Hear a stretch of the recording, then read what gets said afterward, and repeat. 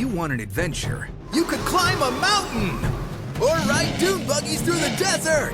Or you could just head to your neighborhood Zaxby's. Introducing the Smokehouse Cheddar Barbecue and Southwest Chipotle Filet Sandwich Meals. They're brand new and they'll take your taste buds to wild and exciting new places.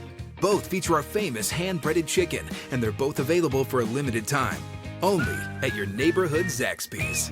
And don't miss Jumanji: The Next Level, only in theaters. From Tally to Cali, it's time to wake up! Wake up! Wake up! WarChant.com is your ultimate Seminole sports source. And this is Wake Up War Chant, presented by Zaxby's. Now here's WarChant.com's Aslan Hajavandi and Corey Clark.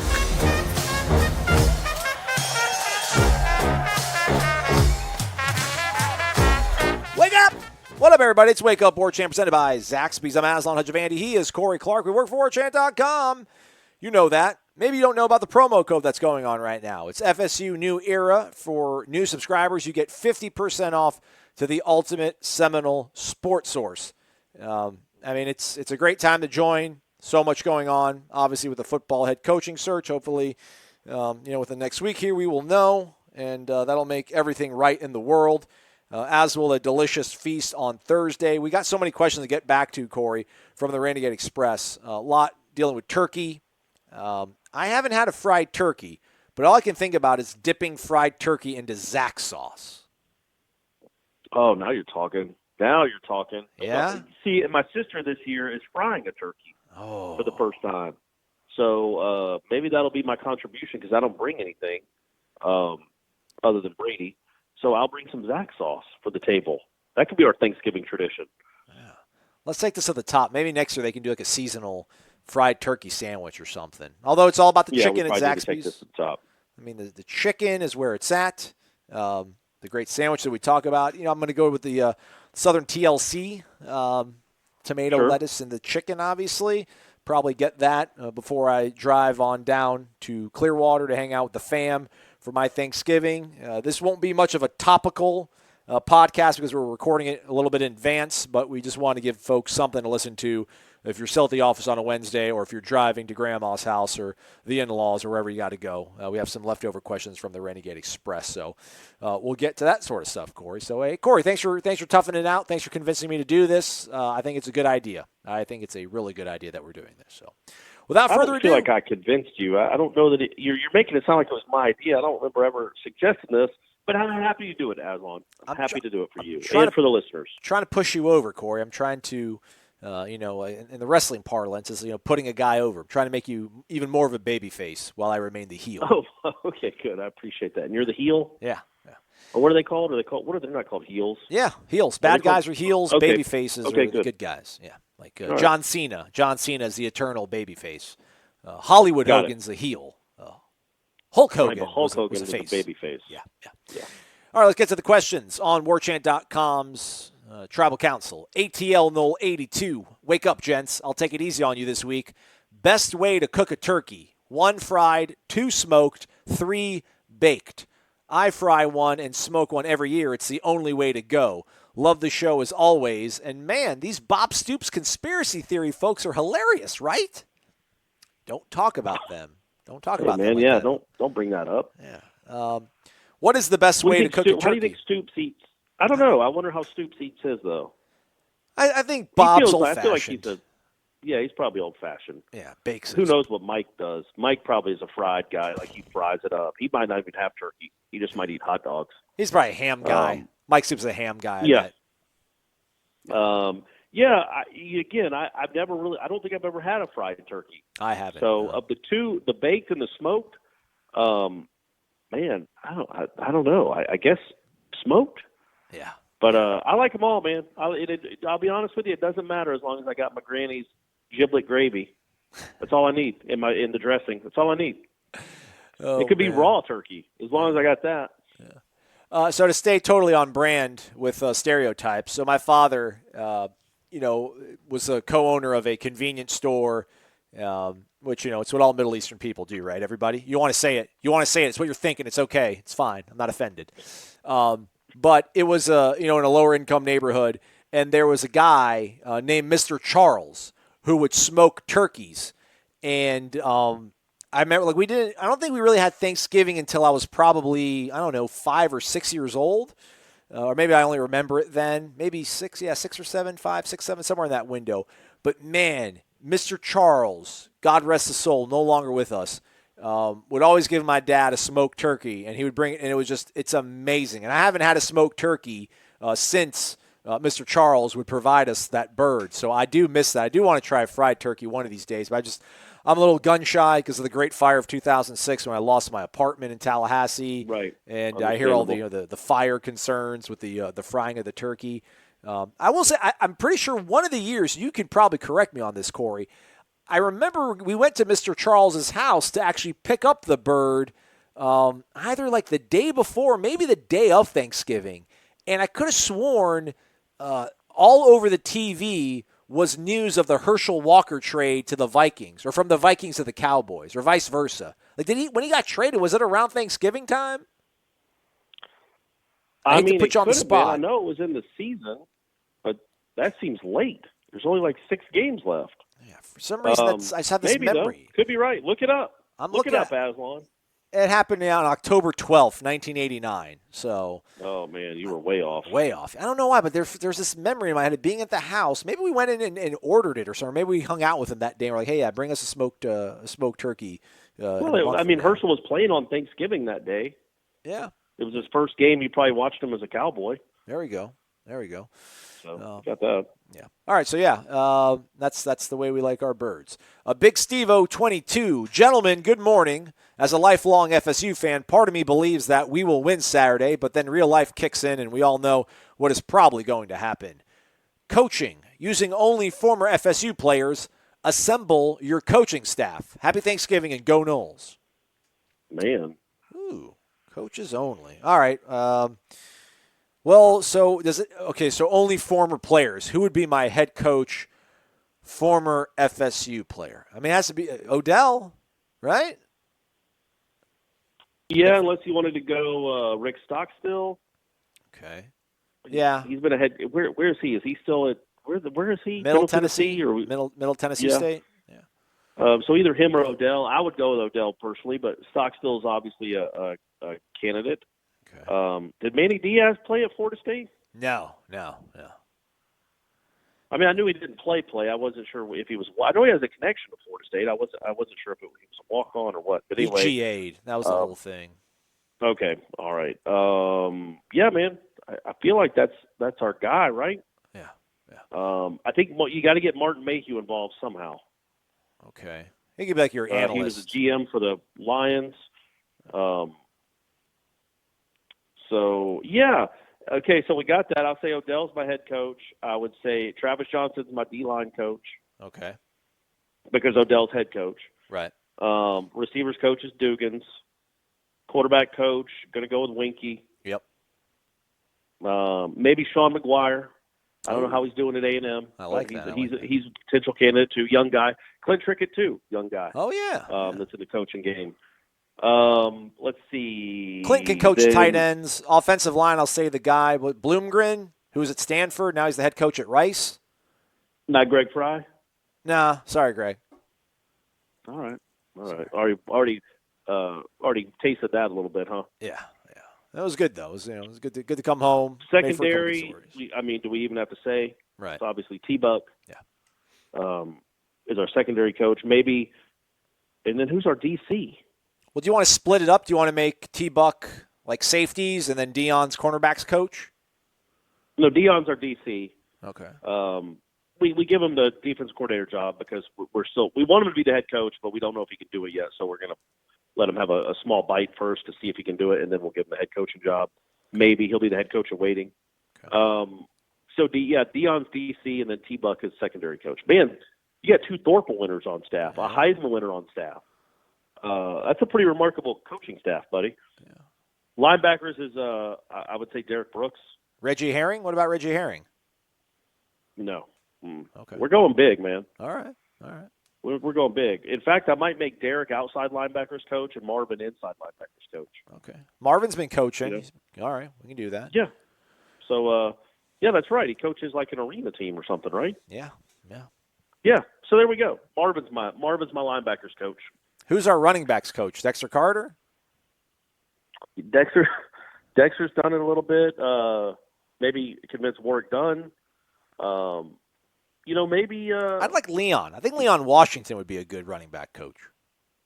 Yeah, that's not a bad play. And I also don't. What about Cam Akers? If it convinces him to stay another year. Okay. If he gets to be a player coach. Yeah. Yeah. Right.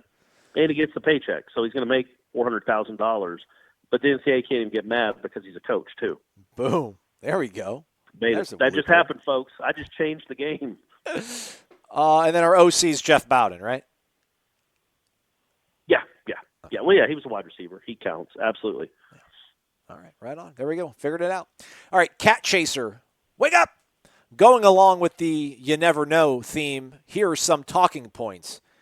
Bob Stoops won one national championship in 19 years at Oklahoma. It happened in his second year. No guarantee he would get us back to a national championship. That is true. 2, as a coach can make a program better. Can a program make a coach better? If it's a good marriage, can't both the coach and program grow to be elite together? Clemson and Dabo, Miami Jimmy Johnson, etc. Could FSU make someone like Norville or Campbell elite if they are a perfect match? Food for thought. That's really good. I like that. Yeah, and that's true too. That's why I've always said, even though he wouldn't be my first guy and I wouldn't be excited about him, you never know how it would work out with somebody like Norvell. But the Dabo thing is really spot on because, obviously Clemson hadn't been relevant in 30 years, 25 years since Dabo took over, but it still had the stuff that Clemson has. It still had a really good booster base. It has an incredible stadium and environment. Those fans are passionate and they're there. And it had enough history and tradition to still be enticing to recruits. So Clemson, it's not like Dabo went and turned, Arkansas State into a juggernaut, or even Arkansas. He turned a team that had had some good success, after, in color TV years, and had some players that are in the NFL, and it had a great fan base. And so, I think that program did make that. I think Dabo is more important to Clemson than Clemson was to Dabo, but not by much. I don't think Dabo could have done what Dabo did at other places that didn't have as much to offer as Clemson did. Does that make sense? Yeah, I follow. Yeah, and say on the same token with Jimbo, I think Jimbo really modernized Florida State when it absolutely needed it. But Jimbo wasn't going to get Jameis Winston if Jimbo was coaching at Northwestern or Troy or wherever UAB, wherever he wanted to go be a coach. That wasn't going to happen.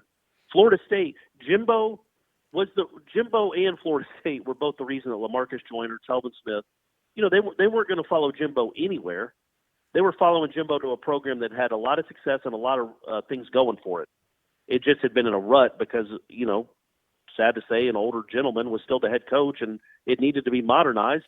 But Florida State and Jimbo worked really well together. But they didn't turn it. I don't think he turned it into an elite, sustained thing like that. I know. He didn't turn it into an elite, sustainable program like Dabo did, but I do think the marriage worked really well. Jimbo was an unproven, he's an unproven head coach. He never coached a head coached a game before he got the job. So yeah, it could work. I'm not doubting that. It could be great. Well, Florida State could lift him up, and he could help lift Florida State up. Yeah, man, it's got to be synergy for sure. It has to be synergy between front office, administration, university, fans, alums, and then your head coach. It all needs to pull together. And Florida State had it set up pretty well with Willie Taggart. Everybody was on board. Then you start losing football games, and you lose them in an ugly fashion, and you accumulate, and then things start fracturing. So get off to a quick start, too, would obviously help. Jolin Cones, not Colin Jones, everybody, but Jolin Cones. Wake up! Okay. In your opinion, who is it going to take to prevent us from becoming the next Miami or Tennessee? We have gone through 3 years of this now with no real light through the tunnel. Whoever the next guy is, I believe he needs to be a can't-miss home run. I think it is crunch time for us to get back on track next year. What do y'all think will get us quickly back on track? Well, those were a lot of diverging sort of questions merging into one. What will it take to prevent them, Florida State, from becoming the next Miami or Tennessee? I think the Mats, I think you avoid that. Bob Stoops, I think you avoid it. James Franklin, I think you avoid it. There's 4 options. 3 are legitimate. 1's a pipe dream. So that helps out a lot. And, listen, Miami did the right thing to a certain degree in promoting Larry Coker. I mean, what they had coming back, why rock the boat? With Butch Jones leaving for the NFL, just wake up and show up to the stadium, and you're going to win football games. 2001 Miami program. It's just the way it was. But Al Golden, you can kind of say was a hire that they took a little bit of a chance, which I admire to a certain degree. I think a little bit of whatever you're going after with Matt Campbell is kind of what Miami went with after Al Golden, although, again, Matt Campbell's been doing it at a Power 5 level. But the Randy Shannon hire was just a bad hire. That was all emotional. It appealed to emotion. It didn't appeal to sensibility, or sustained success, or any sort of evidence that it was going to work. Manny Diaz is the same sort of hire to a certain degree. Mark Richt was at the end of his coaching career. He was in the twilight of it. He didn't have the heart for it, and then all of a sudden, 2 weeks later, he's like, "Nah, I'll do it. I'll go to Miami. I'll hang out and do it." I mean, they made bad hires. Don't make obvious bad hires, and that sounds really kind of condescending to a certain degree, but there's certain coaches that you just, look at it at face value. Randy Shannon was a bad hire. Manny Diaz is not a good hire. Mark Richt, coming off all the meat grinder stuff he dealt with at Georgia, was not a good hire. I think Matt Campbell and Matt Rule are guys that have huge upside, that have proven things, and are only scratching the surface of what they can accomplish at a program that gives them all the tools that a place like Florida State gives them. I think Mark Stoops probably would have put you in that position. I think like a Jack Del Rio, I think, would make you the next Miami or Tennessee. A lot of the guys on that hot board, I know Gus Malzahn maybe put you there to a certain degree. The names that are out there that seem to be firming up, I think you avoid becoming Miami or Tennessee. I really do. Yeah, I mean, out of all those, the Shannon hire was the biggest one and the worst one because of, he got hired. He replaced the guy that won a national championship. Now, it was Butch Davis's recruits, but that was an unbelievable Miami team at the turn of the century. Just an incredibly loaded roster. And in 3 or 4 years, it had gone down pretty substantially. But it was still Miami. Like the kids that were recruits in 2005, 2006, still grew up with Miami being awesome and the best team in college football. And they brought in someone that completely collapsed it, to the point now where I really don't think it ever gets back. I don't know that Florida State, but Miami has some challenges that are unique to Miami. And so does Tennessee, frankly, that Florida State doesn't. Florida State has, when we've talked about it a lot, has facilities that's on par with most of the country, has a fan base that when they have a good team is very engaged and very active. It's a lot of fans. There's a lot of passion. It will pay. Jimbo's last year, they had the 6th highest paid assistant coaching staff in the country. So they will pay. They're financially competitive. Their facilities competitive, and they're in a state that has the most talent in the country. Miami is in that state too, and happens to be in the city with the most talent, but their facilities are woefully behind, just woefully behind, to the point I don't know that they could ever catch up. Tennessee doesn't have any talent in Tennessee. They have to go recruit from Atlanta and other areas to try to get. There's no huge population. I mean, there's not a lot of huge cities in Tennessee. There's not a lot of great football being played in Tennessee, so that's the challenge there. So both of those two schools have unique challenges to themselves that I don't think Florida State falls into. Florida State does have facilities like Tennessee, does have a fan base like Tennessee, but has a lot more local talent to choose from. So that said, this is a huge hire, absolutely, because right now Florida State still has a lot of cachet, a lot. But if you go another 3, and these 3 years are just 3 down years. Jameis Winston's still in the league, throwing touchdowns and interceptions. Everybody that's a current football player still knows that name and still remembers the 29-game winning streak. I'm talking about a current high school player. They were in middle school. It wasn't that long ago. They weren't babies or pre-born like they were for Miami's heyday. So Florida State's name still means something. That's why as long as you don't just steer this ship completely into an iceberg, then I think you're in good shape to turn it around and become relevant and viable again. But you're right, man. It's a really big hire. I think of all those names, I don't think none of those guys look like a dude. They don't look like a Randy Shannon to me that would just steer it into an iceberg. That was an odd choice from the beginning. He was on a staff that got fired. Why would you promote somebody from a staff that got fired? You can make the same argument about Odell Higgins. and I wouldn't completely argue with you. If things were bad enough that the head coach got fired, why would you promote from within from that staff? It just doesn't make sense. And he was a really odd dude. I remember the Sports Illustrated story on him. Just an odd guy to lead a program like Miami. But anyway, I just think that was a bad hire, and it sent them down a tailspin that they can't get out of. Sent them in a tailspin they can't get out of. I don't think Florida State's necessarily there, or could ever really be there. Right? Like Jimbo turned it around in 3 years. Yeah. And Florida State hadn't played for a national championship when Jimbo took over. It had been 10 years since they played for a national championship. And then in 3 years, they were doing it again. So, it can. I just think it's easier at Florida State. I just think there's some built-in advantages. Built-in that Bobby built, but there are built-in advantages that make Florida State more attractive than those two schools. Agreed. I really think you discount, and I know you don't want to fall into the Jimbo trap. I really think you discount the gap between Florida State's facilities and everybody else. Florida State does not have a standalone football facility.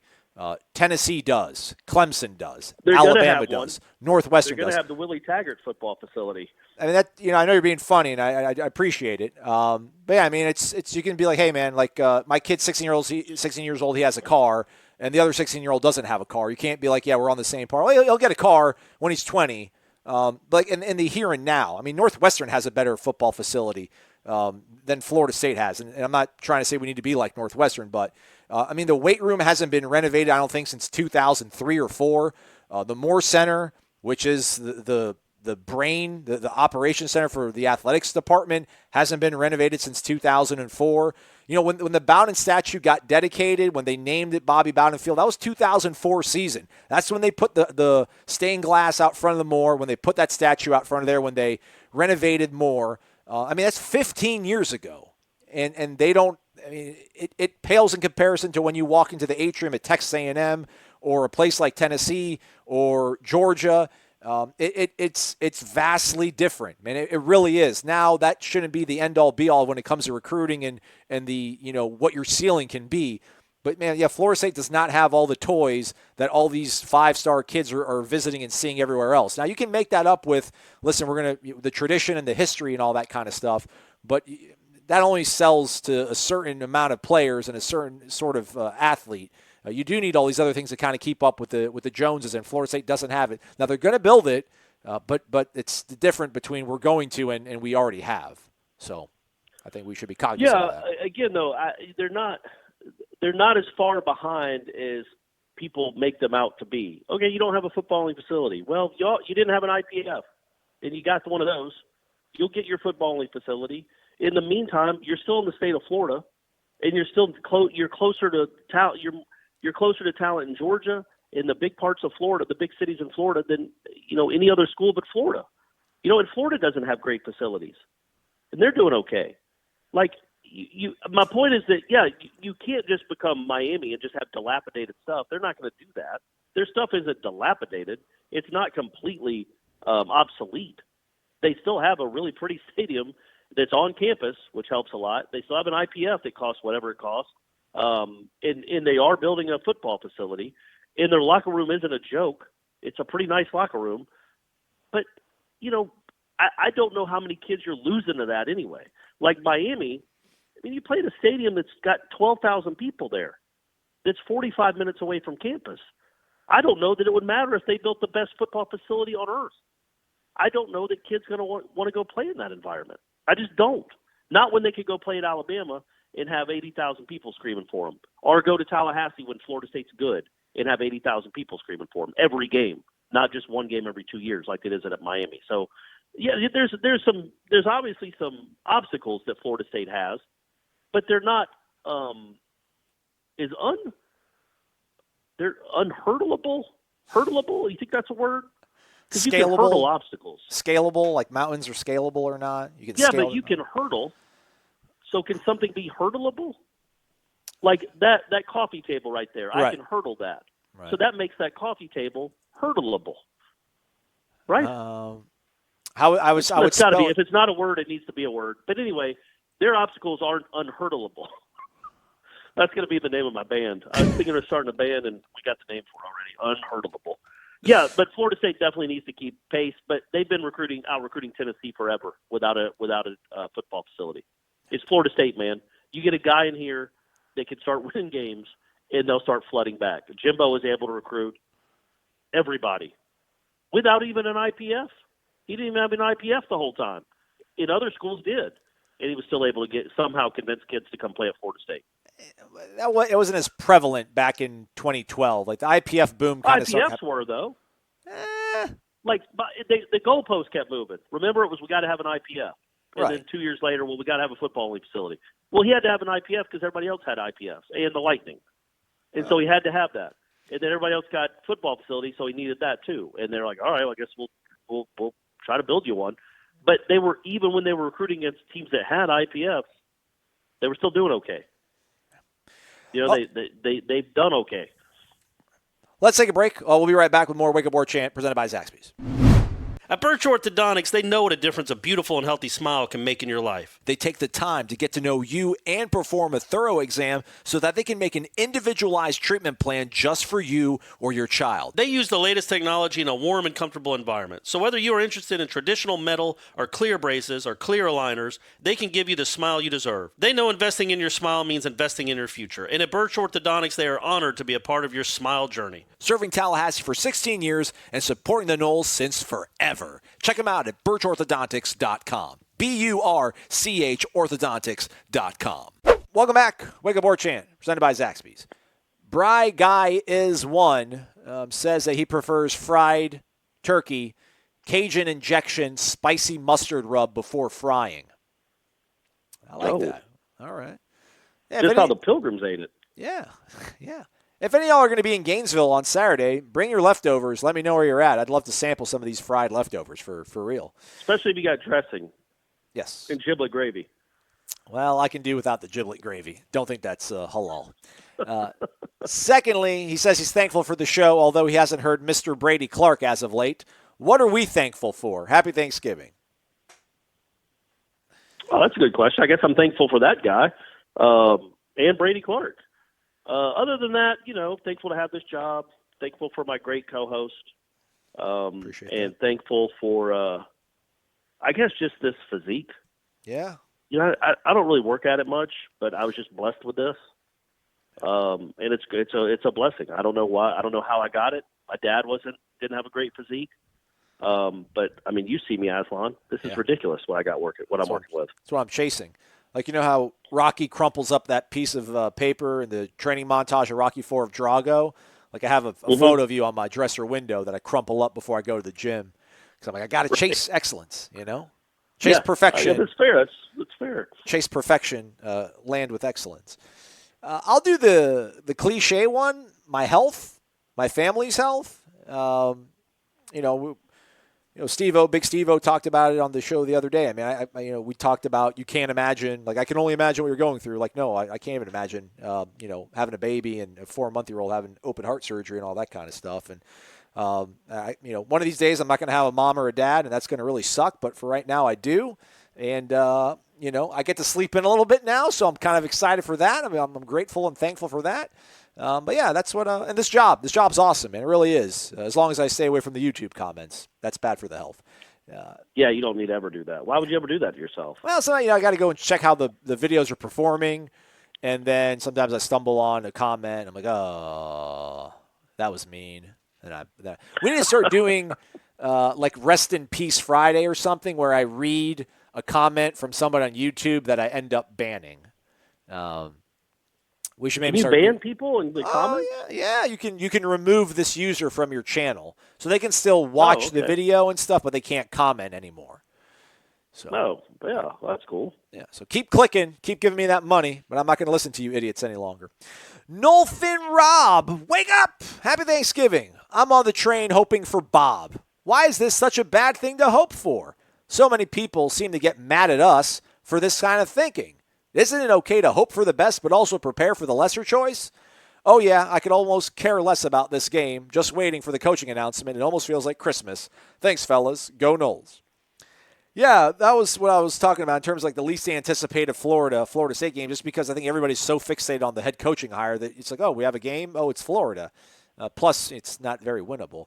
I'm not mad at you for hoping that you want Bob Stoops, and I'm not yelling at you, Noel Finrob. I didn't mean to sound like I'm yelling. I'm not mad at people. Just the lengths to which people like my buddies telling me this, and all the theories that are just so far fetched.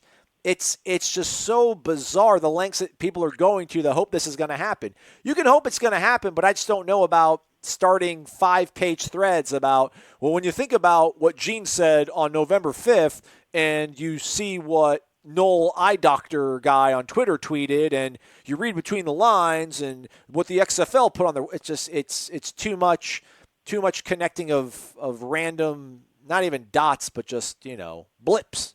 Doesn't make sense, but you can hope Bob's going to happen. I'm not telling you not to, but just enough with the conspiracies. Yeah, and everybody should root for Bob Stoops. Yeah, right. Nobody could blame somebody for being excited about the possibility of hiring Bob Stoops. Absolutely. FSU's biggest fan, was that the question? Yeah, there we go. FSU's biggest fan, which is FSU's biggest fan. Wake up! Florida State upsets the Gators 27-24. Ooh. I like that. All right. Knowles MG4. Wake up! Good morning. Happy early Thanksgiving. When it's all said and done, should we put the same effort and resources into James Franklin as we did Big Game Bob? And how much of a slap in the face is it to other candidates to not garner as much money? Thank you for all that you do for Knoll Nation. 5 stars for life. Yeah, I talked about that before. I don't think it's. I don't know how you could call it a slap in the face when the candidate that they offer the world to is Bob Stoops. Like if they offered the world to the Norvell and then he turned them down and they're like, okay, we're going to offer you half of what we are. Then yeah, you'd be upset because that's ridiculous. But Bob Stoops is the best, the most accomplished coach out there, by far. There's no one. Urban doesn't count. So of people available, he has by far the best resume. And, yeah, it was one national championship in 19 years, but he played for 2 others, lost to a great Florida team, barely, in 08 with Bradford. They had 3 Heisman winners that he brought on. Adrian Peterson. The things he accomplished in 19 years in Oklahoma is really, really impressive. I think it was like 14 10-win season and maybe 15 10-win season and like 10 11-win seasons. Just nuts what he was doing out there. But anyway, as far as Franklin, yeah, man, I'm almost on board with that too. Yeah. Like I think Franklin is the real deal. I do. I think what he's done at Penn State, what he did at Vanderbilt was impressive enough. But he's built Penn State to me into a sustainable power, a national top 10, top 12 power. So when I do the math of it, I think, okay, well, if you could do that at Penn State with some of the disadvantages that place had when you took over, what can you do at Florida State? And I just think he would get them relevant very quickly, and I think they could play for national championships with them because Penn State almost does. And if you can do it at Penn State, why couldn't you do it at Florida State? But he hasn't won a national title. He hasn't even won his division in the Big Ten. To give him, there's a big old juggernaut in the way there. Like, I get you. I see what you're saying. But if you're going to just get coaches that won national titles, well, then Stoops is it. Or get Jimbo back. There's nobody that's currently won a national title that's even remotely close to a possibility. Well, I'm talking about guys that need to win their conference. Like win your division, win your conference. You have to win a national title. We talked about it. You're not pulling Lincoln Riley away. You're not pulling Dabo away. You're not pulling, Nick Saban away. But find guys that I think so much of it to me, we keep talking about what Willie didn't do, and you need to look for guys that are more accomplished than Willie. To me, it's guys that, that haven't had the opportunity to fail, kind of. You got to stay away from guys that have had the opportunity to fail and have shown you that they have, and focus on guys that have not had the opportunity to fail, which is smaller windows but have done well in the opportunities that they've had thus far. Guys like a Matt Rule, guys like a Matt Campbell. James Franklin, according to USA Today, is making $5.65 million at Penn State. So to pull him away, you're going to have to give him at least 7, I would think. But that's probably, I'm sure they're offering Bob Stoops more than that. So I feel fine. I guess I feel fine for sure giving James Franklin $7 million. I would not feel fine giving James Franklin $8 million or 8.5. Like, absolutely not. No way. Matt Campbell's making 3.25 at Iowa State. Give him 5.5.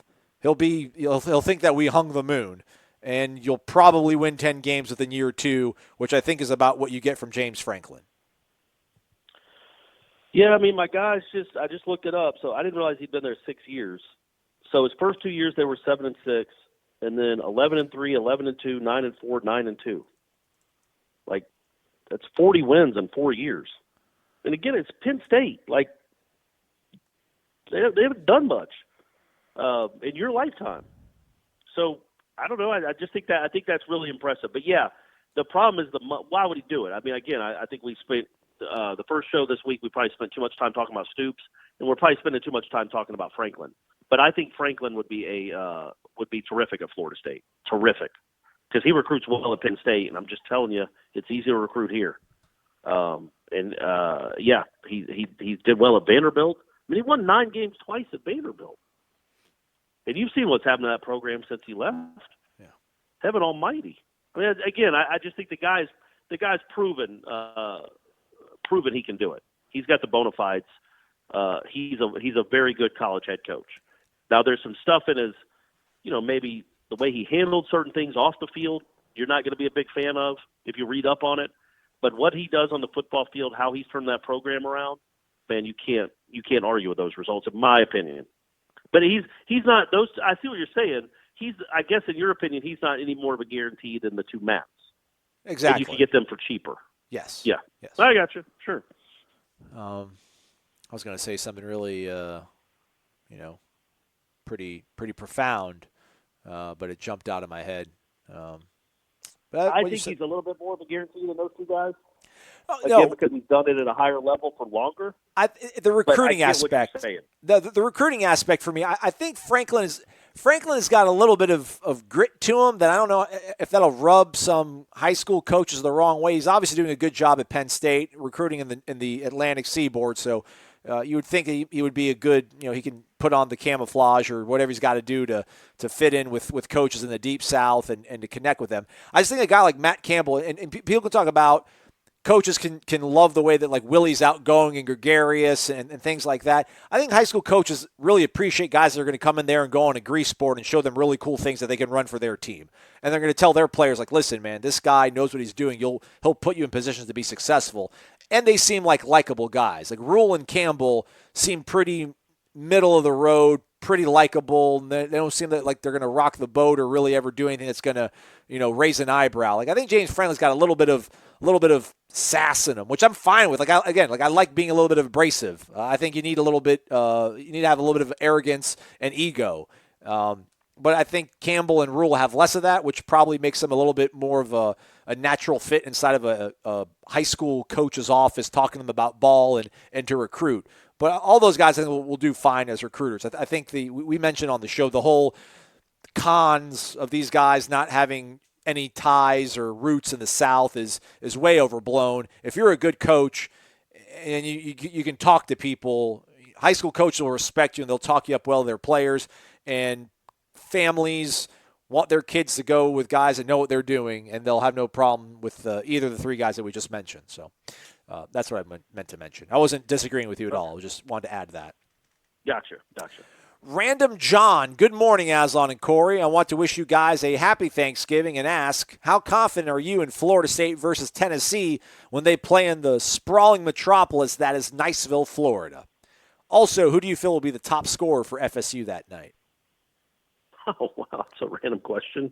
I would say Vassell is always going to be my guess on that. And,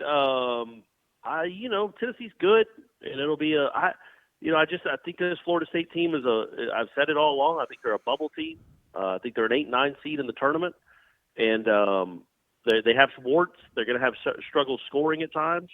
And we don't know the status of MJ Walker and Raekwon Gray. And those are big parts of the team. So if they're not healthy, Tennessee's going to be a big ask to beat that team. They really need to just try to go 1-1. Any win they get there could be a pretty good win down the road, just for seeding purposes come March. But yeah, it'd be cool if they beat Tennessee. Just they got to without MJ Walker and Raekwon Gray, you're down 2 starters, and I know Polite and Wilkes have had nice moments, but they're not as good as those 2 guys. So that's a bit of a challenge, and I don't know if they'll be healthy enough for that game. So, but Devin Vassell is always going to be my answer when you ask me who the leading scorer will be, especially in a game like that. Like when they play these also ran teams, anybody can be the leading scorer on the roster. But when they're playing the big boys, the good teams, the ball is going to be in the hands of Forrest and Vassell most of the time, and they're both going to play over 30 minutes if they're not in foul trouble. So I feel like one of those 2 guys will be the leading scorer. Yeah, I'll take Trent. It's close to Chipley. I'm sure he'll be playing really hard. Yeah, you're right. You're right. Going to have some family there. I guess he probably has family at most Florida State games here in Tallahassee too. Also, Random John clarified after the Monday show on the thread that he assures us that his handle does not come from dealing with the oldest profession. Rather, he has lots of useless random knowledge in his head, and his friends used to say the facts that he were to bring up were so random, and his name is John, thus the name was born. So there we go. Okay, fair. Fair. That's a lot better than what it could have been. All right, winding things down. Got a handful left. Benzo's on Saturday. Wake up, gentlemen. Aslan, I was trying to remember your logic behind hating Florida more than Miami. The University of Miami personified is a middle-aged degenerate gambler in a Chrysler 300. I'm sure you've been to the parking lot at Hard Rock. All the trash everywhere, broken glass. That pregame spot is my argument that the prison system really does not rehabilitate people.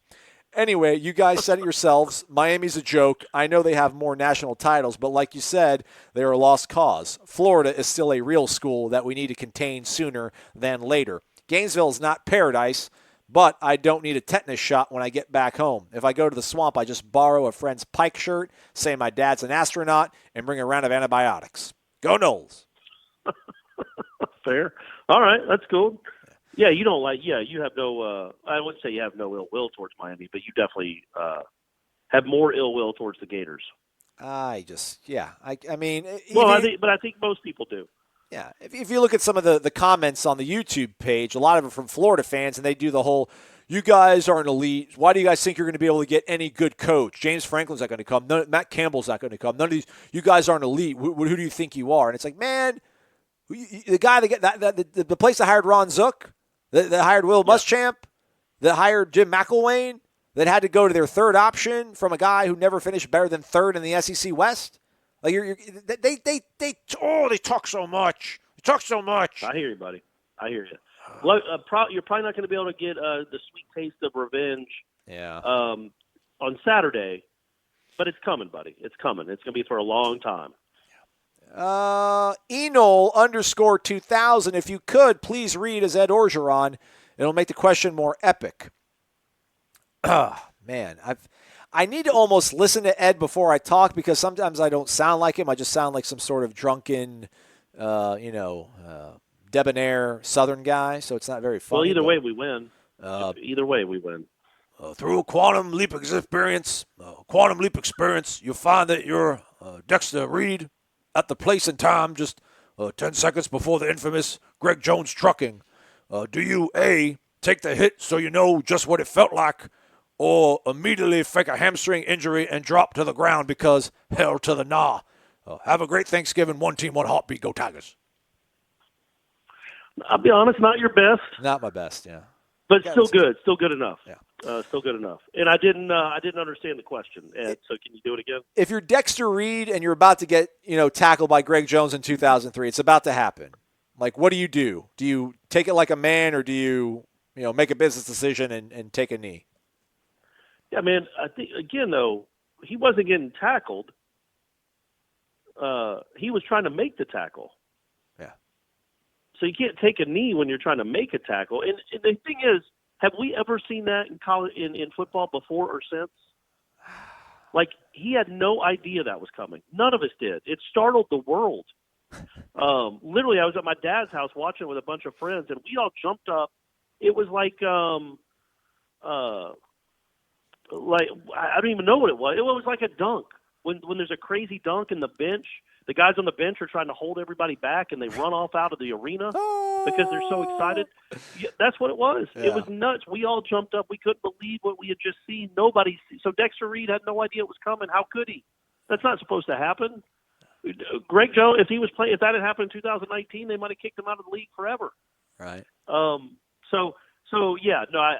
In hindsight, I think Dexter Reed probably would have been like, okay, I'm going to dive at his legs, and I'm going to be okay if I miss the tackle, but I'm not going to try to come at him high because that would be dumb.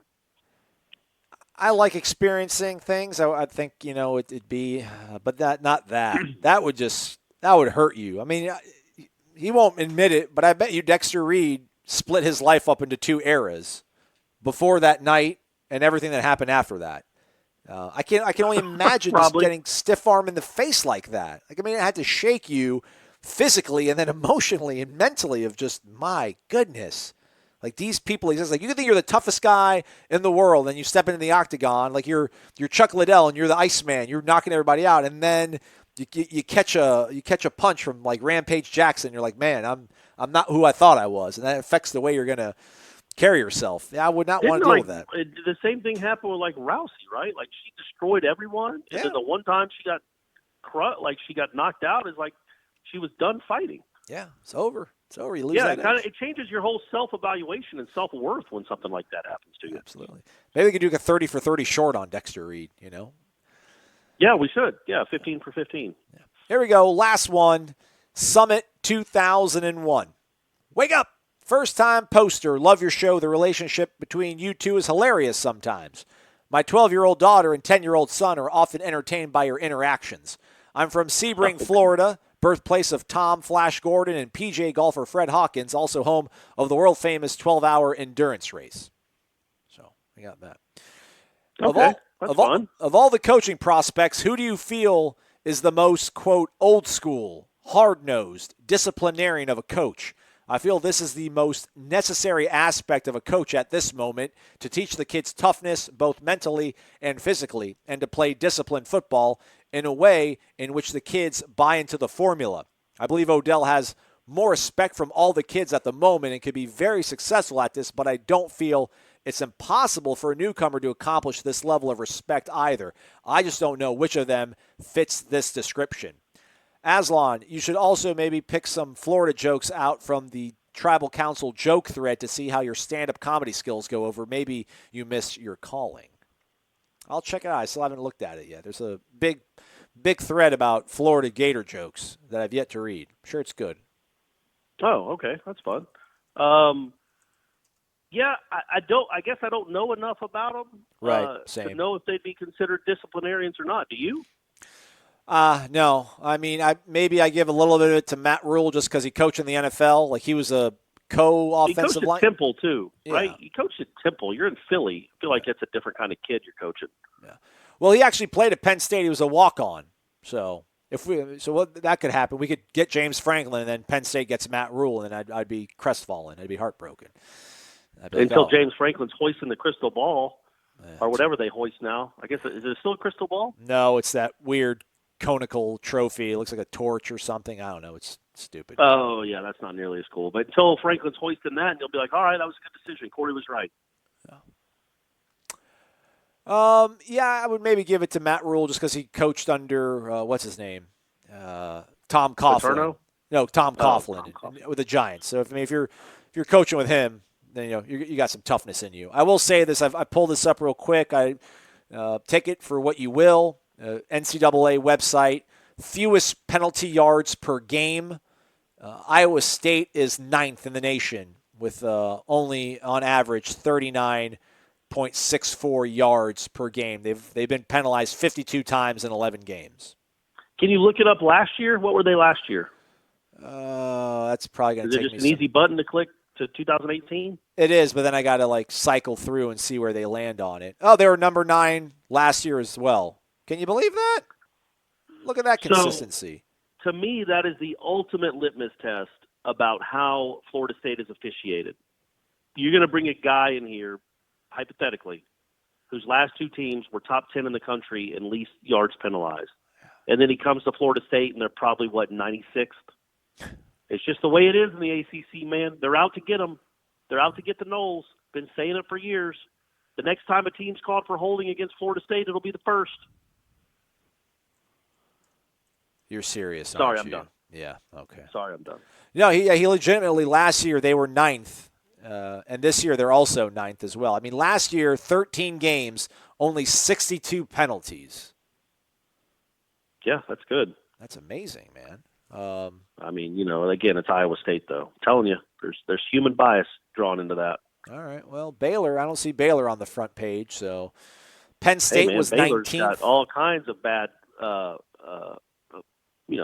they've been all kinds of bad news in the last 5 or 6 years. They're not going to get the benefit of anything. Right. Penn State was 19th last season, so that's how about nice that? as well. How about that? Did that make your ears perk up a little bit? Oh, yeah. So that is that. All right, man, we're at the end of it, Corey. We're done. We did it. Another show in the books. We did it. 2 in a row. 3 all this week. I can't believe we did 3 this week. That's our Thanksgiving gift to the listeners. Yeah. Who loves you, folks?